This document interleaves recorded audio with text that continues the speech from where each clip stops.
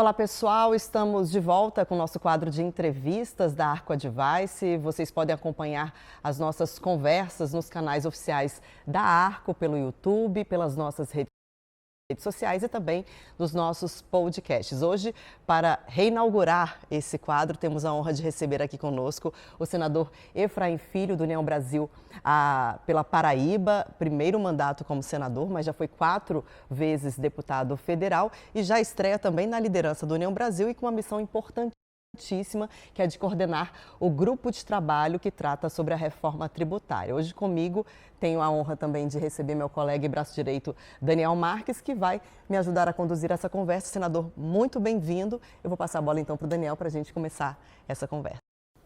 Senador, a primeira pergunta que eu gostaria de fazer para o senhor é sobre essa gestão, essas conversas que o senhor tem feito sobre a reforma tributária. Já deu tempo de sentir quais pontos que têm gerado mais resistência no Senado Federal e também nos setores que o senhor tem escutado? Olá, saudação a você, Raquel, a você, Daniel, a todo o nosso público que nos assiste, nos escuta por todas as plataformas. Esse tema da reforma tributária é, sem dúvida alguma, o tema número 1 da agenda econômica do Brasil e tem priorizado aí as pautas do Senado, tanto na CCJ, na Comissão de Constituição e Justiça, quanto na CAI, a Comissão de Assuntos Econômicos. Como você falou aqui, a gente coordena, né, esse grupo de trabalho, que tem uma missão desafiadora. Nessa leitura é importante fazer a análise do que veio da Câmara. Então, a Câmara se debruçou 6 meses na formulação do texto, ou seja, foi uma discussão muito ampla, muito abstrata. Uma hora se discutia sobre IVA, outra hora sobre cashback, a outra sobre conselho, enfim, e veio um texto que apresentado numa semana foi votado na outra.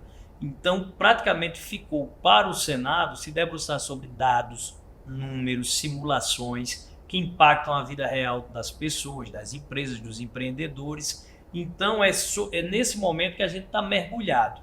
E aí, que eixos são esses que têm suscitado essas maiores dúvidas, como você perguntou? Eu elenco 4 eixos. Um deles, a definição das alíquotas, principalmente sobre teto de alíquota, possibilidade de manutenção de uma carga tributária neutra. Então, esse tema das alíquotas é o número 1. Tema número 2, período de transição. A gente tem 2 períodos de transição previstos na PEC. O primeiro, para a mudança de modelo propriamente dita, que vai de 2026 a 2033, são 7 anos. E tem muita gente reclamando um pouco sobre esse modelo. Eu acredito que ele é bem-vindo, porque ele vai ajudar a calibrar um pouco, né, o resultado do modelo, tanto para os entes federativos quanto para os setores produtivos. A gente entra depois um pouco mais nesse debate. Então, e o outro período de transição é o que muda da cobrança no estado de origem para o estado de destino. Esse se estipulou 50 anos. Tem a ver com a questão do Pacto Federativo do Brasil, mas tem muita reclamação contra ele. Terceiro ponto, os regimes especiais, os regimes fiscais, as alíquotas reduzidas. E aí 2 deles chamam muita atenção, a questão da Zona Franca de Manaus e a questão da manutenção do Simples, para cuidar das pequenas e das médias empresas e microempresas. E, por fim, o 4º item, o equilíbrio federativo. E aí um dos grandes protagonistas desse debate na PEC, que é o chamado Conselho Federativo, as suas competências, a sua forma, a sua composição. Então, nesses 4 eixos, alíquotas, período de transição, regimes especiais e equilíbrio federativo, estão concentradas aí 90% das discussões no debate do Senado Federal, que devem ser objeto de mudança de texto para aperfeiçoar a propositura, para que ela possa retornar à Câmara dos Deputados. Agora o senhor está entrando em 4 eixos importantes, complexos, e que vieram da Câmara, como o senhor falou. Algumas mudanças foram promovidas até na véspera da votação, a questão do próprio Conselho Federativo. Como fazer esses ajustes necessários de forma que esse texto seja aprovado, digamos, até em tempo recorde, porque até retornar para a Câmara vai ter, acho que, se for início de novembro, 5 semanas para concluir essa votação, até porque algum desses pontos, como o próprio Conselho Federativo, foi um dos acordos feitos com os estados do Sudeste, para que eles tivessem um peso maior né, nesse conselho, de que forma que isso está sendo desenhado e discutido com a Câmara também, para que quando chegue lá, esse texto possa ter mais celeridade e menos resistência, como a gente viu nas semanas anteriores à votação. Raquel, o relator da proposta, ele tem acompanhado as audiências públicas, tem acompanhado os debates e tem mantido uma sequência de conversas permanentes, especialmente com o relator da proposta no Senado Federal, que é o senador Eduardo Braga, na CCJ, na Comissão de Constituição e Justiça. Sobre esse tema do Conselho Federativo, tem sido a visão majoritária no Senado e não dá peso maior a ninguém. Buscar realmente um cenário de equilíbrio, onde você tenha prerrogativas que sejam comuns e compartilhadas tanto com os estados do Norte e Nordeste quanto os estados do Sul. Então, acho que esse é o cenário. O Senado é, por definição, a casa da federação. Enquanto a Câmara dos Deputados ela tem uma representação proporcional à população, então estados maiores têm peso maior. No Senado, cada estado tem o mesmo peso, são 3 senadores. Então, a tendência é que realmente no Senado se corrija esse desbalanceamento e você tenha um equilíbrio melhor nessa relação. E como produzir um texto que possa avançar? Eu procuro me basear em 2 eixos, como se fosse um plano cartesiano. Nenhum eixo, no primeiro eixo, você vai ter os setores produtivos. Então, você tem de ter um texto que você vai aperfeiçoando para tentar equilibrar a relação entre indústria, agro, setor de comércio, setor de serviços. Hoje, a indústria está muito satisfeita com o texto. O IVA é, por definição, né, um imposto que ele ajuda muito a quem quer produzir, principalmente com viés de exportação. O IVA, pela não cumulatividade, ele traz esse conceito. O agro, ele conseguiu vitórias muito importantes, foi o setor que na Câmara dos Deputados talvez fez um melhor trabalho de articulação, conseguiu temas como redução dos produtos agrícolas em 60%, a alíquota da cesta básica nacional zerada, né? Zerar a alíquota da cesta básica nacional. Então o agro conseguiu muitas vantagens, está satisfeito, né, com o texto. E você tem 2 setores que ainda tem um ruído muito forte, que é o setor de comércio e o setor de serviços, exatamente porque o IVA traz uma majoração maior. Se você for pegar a legislação do Brasil atual, o imposto sobre serviços é de 5%. Então, por mais que você tenha redutores, você vai ter uma postergação lá para a ponta, para o consumidor final, muito alta no consumo de serviços. Então, esse é o primeiro eixo, setores produtivos. E o segundo eixo, são os entes federativos. Então, estados, municípios e União Federal. Como é que está hoje? A União Federal muito satisfeita com o texto, porque em tese aumenta a sua arrecadação, mas estados e municípios muito receosos em 2 pontos: repartição das receitas e perda de autonomia. Então, Então, essa bola, ela está redonda, né, em alguns eixos, mas ainda está quadrada e a gente precisa corrigir um pouco para que esse texto possa ser aprovado no Senado. Senador, alguns, digamos assim, problemas do texto, algumas coisas que causam ainda desconforto em alguns setores, foram inseridos no texto na Câmara justamente como acordo para que seja possível a aprovação na Câmara. O Senado, o senhor está falando que pode alterar alguns pontos, mas quando voltar para a Câmara, que em caso de PEC tem que ter um consenso entre as 2 casas. Quando voltar para a Câmara, já tem uma conversa, o senhor acha que é possível aprovar e alterar esses pontos que foram necessários em uma articulação política anterior? É preciso que esse diálogo possa avançar, Daniel, até porque se a Câmara tem as suas prioridades, o Senado também tem, então você tem que procurar um consenso. E a vantagem de ser PEC é essa: será um texto que só irá à promulgação quando for aprovado nas 2 casas. Então, diferente de um projeto de lei ordinária, que tem todo aquele debate sobre casa revisora, você faz as emendas, a outra derruba, aqui não. Realmente, por ser até uma emenda à Constituição, ela tem que ter consenso nas 2 casas. E eu tenho uma vantagem competitiva, vamos chamar assim, que talvez eu seja o mais verde dos azuis, né? Ou seja, como a Raquel citou no início, eu estou chegando ao Senado agora, mas trazendo na bagagem 4 mandatos na Câmara dos Deputados, foram 16 anos, por isso que lá no Senado alguns chamam de Uber, né? A cara é de novo, mas a quilometragem é Então, assim, eu tive até recentemente participando do colégio de líderes da Câmara dos Deputados, com Arthur Lira, com outros líderes que estão no partido. Então, essa capacidade de entendimento, de saber como funciona lá, eu conheço. Então, teve sim alguns caminhamentos que foram feitos no texto, mas o Senado vai também fazer os seus, e essa sintonia ela é possível sim de acontecer.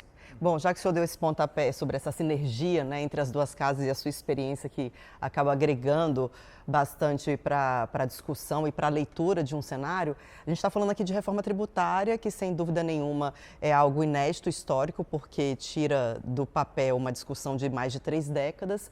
Mas o que a gente observa, inclusive ouvindo ali nos bastidores a própria cúpula do Congresso, é que a principal preocupação, e é algo que a gente vê no gesto da Fazenda, é com as medidas arrecadatórias. O próprio CARF estava ali numa prioridade muito grande para votar a reforma tributária, teve uma negociação por trás disso. E agora tem alguns projetos que estão na fila, que é a tributação de fundos exclusivos, offshores e também o fim do juros sobre capital próprio.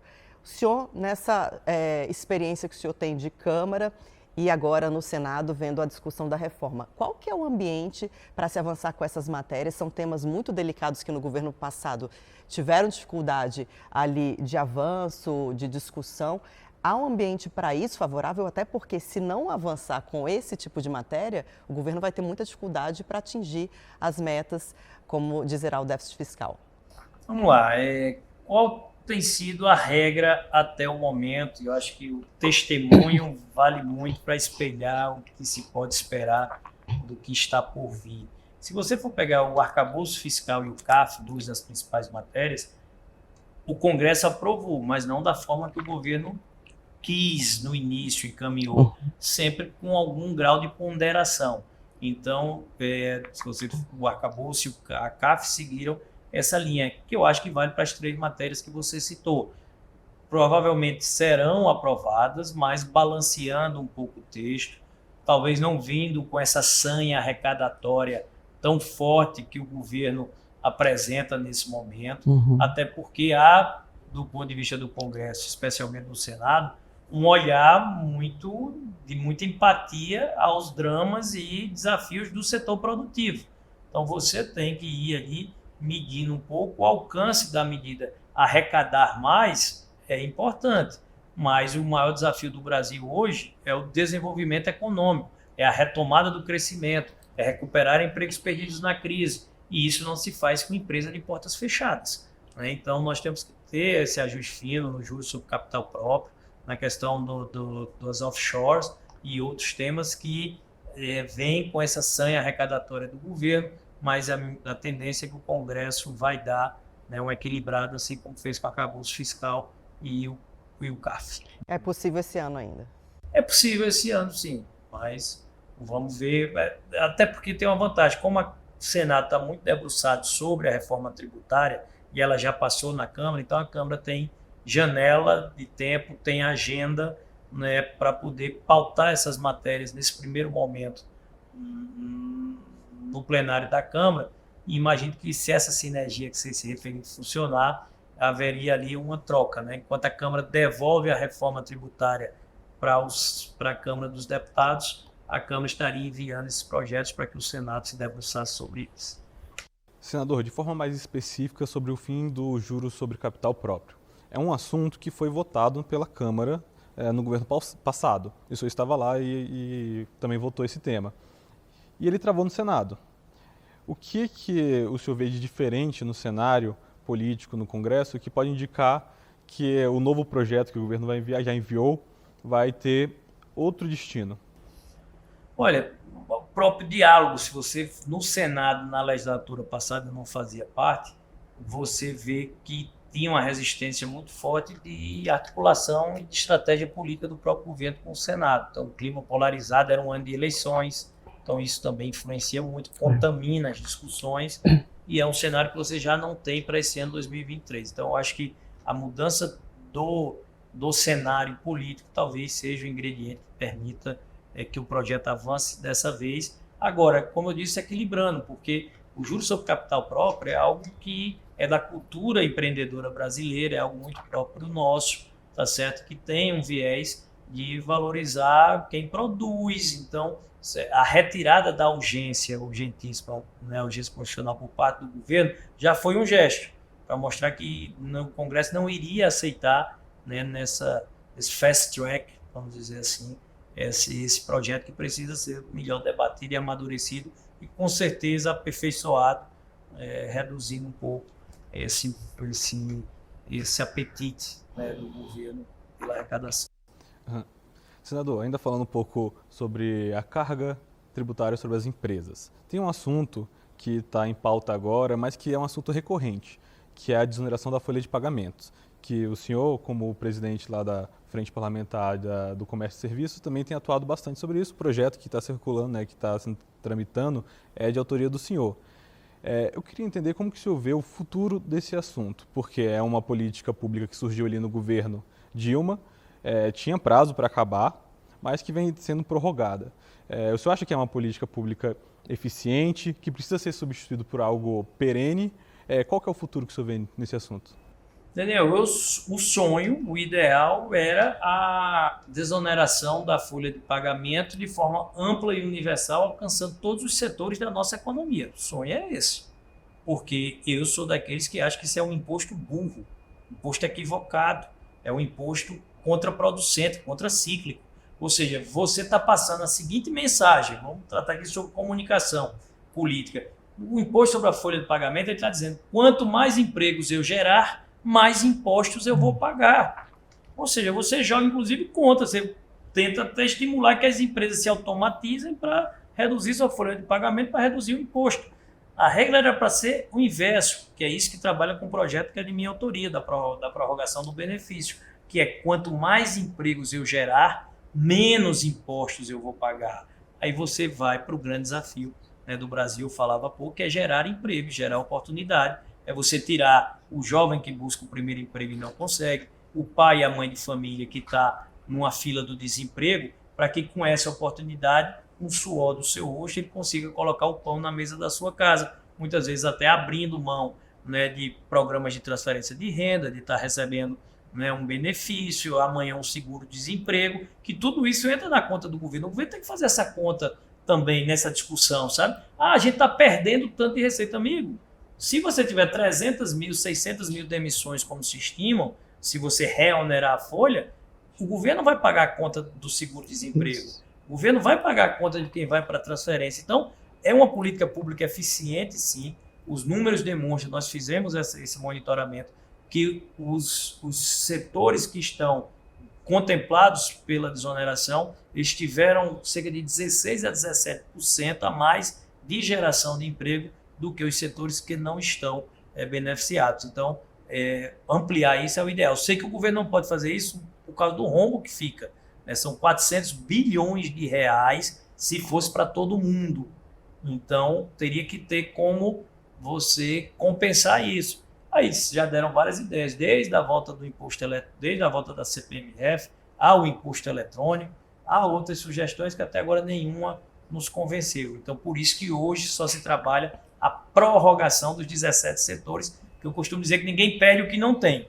Então, o governo não pode reclamar, porque hoje o governo não tem essa receita. Claro que e por isso que não se amplia também os setores. Porque se você ampliar os setores, aí o governo sim terá uma renúncia nova de receita. Isso teria alguns problemas do ponto de vista da inconstitucionalidade. Agora, senador, um tema importante que também voltou para o radar e que eu sei que o senhor defende é a reforma administrativa. O próprio presidente da Câmara disse que o governo precisa ou abraçar, né, a discussão que já está na Câmara, no Congresso, mas que o próprio presidente já se disse contrário, assim como em torno dele, ou enviar uma proposta nova. Só que a gente está no meio de uma reforma tributária, tem esses temas arrecadatórios e muita gente avalia que a reforma administrativa deveria ter vindo antes até mesmo da tributária. Qual que é a avaliação do senhor em relação a esse tema e se também há esse ambiente, esse clima político para dar seguimento, essa sequência a essa discussão, uma vez que ela impacta numa parte da base eleitoral do presidente, que hoje tem uma base maior no Congresso Nacional? A leitura está perfeita. O governo tem problemas ideológicos com a proposta, é questão de agenda, respeito totalmente. E, por isso, o ideal é o inimigo do possível. Então, se o ideal era que a administrativa viesse antes, mas é que estava no caldo cultural pronta para o momento, era tributária. É importante fazer, às vezes o pessoal não faz essas avaliações históricas que é importante. Se você lembrar, as reformas estruturantes iniciaram ali com o governo Temer. E ali se discutiu a reforma trabalhista e a previdenciária. Se votou a trabalhista e a previdência ficou um caldo cultural para ser apreciado no governo seguinte. Aí veio o governo Bolsonaro, se discutiu a previdenciária e a tributária. Se aprovou a previdenciária e a tributária ficou a esse caldo cultural, inclusive da PEC 45, para vir agora. Então eu acho que agora tem a tributária e a administrativa. Se fosse para fazer uma opinião, seria votar a tributária agora nesse governo e a administrativa ir caminhando um caldo cultural, talvez para um passo lá na frente. É claro que a gente quer que as coisas aconteçam sempre à mesma velocidade, mas são muitas reformas estruturantes para o Estado brasileiro ir absolvendo. Eu concluo esse tema dizendo o seguinte: por que ela é importante? Porque você me falou em déficit zero, equilíbrio fiscal, o grande desafio do Brasil é esse, mas no Brasil parece que déficit zero, equilíbrio fiscal só se faz pelo lado da receita. Ninguém olha pelo lado da despesa. É só aumentar mais imposto, é só arrecadar mais, eu preciso de mais arrecadação. Calma, você tem a despesa. Então, se o governo precisa de mais recursos para investir, ele pode reduzir custos, ele pode diminuir a despesa e assim ele consegue chegar a um equilíbrio fiscal para poder implementar uma política pública nova, para poder investir. Então, receita é importante, mas a despesa também. Eu costumo dizer que dinheiro público vem de imposto, né? E dinheiro público nem dá em árvore, nem é plantando que se colhe, nem cai do céu como chuva. Então, para você arrecadar mais, só tem dois caminhos. Ou você aumenta a alíquota, aumenta o imposto, ou você aumenta a sua base. Talvez o melhor caminho hoje, dentro do cenário econômico brasileiro, seria combater a informalidade. Permita tocar nesse ponto, que é um tema que permeia todos os setores produtivos, com mecanismos de combate à sonegação, de combate à informalidade, para que você aumente a base, faça quem não paga começar a pagar, que aumenta a concorrência leal, né, economia de mercado. Porque o grande problema do drama tributário brasileiro é você concorrer contra quem não paga nada, contra quem sonega, contrabandeia, falsifica, pirateia, todos esses problemas. Então, talvez assim seja a melhor forma do governo arrecadar mais sem aumentar imposto, porque você não pode mais depositar sobre os ombros de quem produz esse peso que ele já não suporta mais. Por isso que eu digo que reforma tributária ela tem que ser vista pelo olhar do empreendedor, do contribuinte. Reforma tributária não é para resolver a vida dos governos. Reforma tributária é para facilitar a vida de quem produz, de quem paga o imposto, não de quem arrecada. Então, acho que é essa discussão que a gente tenta encaminhar. Perfeito, senador. Muito obrigada pela participação conosco aqui no nosso quadro de entrevistas da Arco Advice. Obrigada também ao Daniel por participar aqui comigo. A porta está sempre aberta, o microfone também. Quando quiser voltar, claro, a gente também vai procurá-lo sempre para mais uma conversa, porque foi muito rico aqui seus esclarecimentos e boa sorte no trabalho. Será sempre um prazer, Raquel, Daniel. Obrigado pelo convite, obrigado à Arco Advice, que permite essa discussão de temas tão importantes. Tem outros temas para o público-alvo de vocês, por exemplo, fiquem ligados na Lei Complementar 199, que é de minha autoria, que é o Estatuto da Simplificação das Obrigações Tributárias Acessórias. Já foi sancionado pelo governo, vai ser implementada nos próximos anos e talvez seja o maior mecanismo de combate à burocracia, no país, com essas obrigações acessórias infidáveis que nos jogam lá nas piores posições do ranking Doing Business fazer negócio. Então, o papo tem muito aí pela frente. Obrigado, foi um prazer participar. Com certeza, ainda trazendo uma dica aí para os nossos clientes e para os nossos telespectadores. Até a próxima. Até a próxima.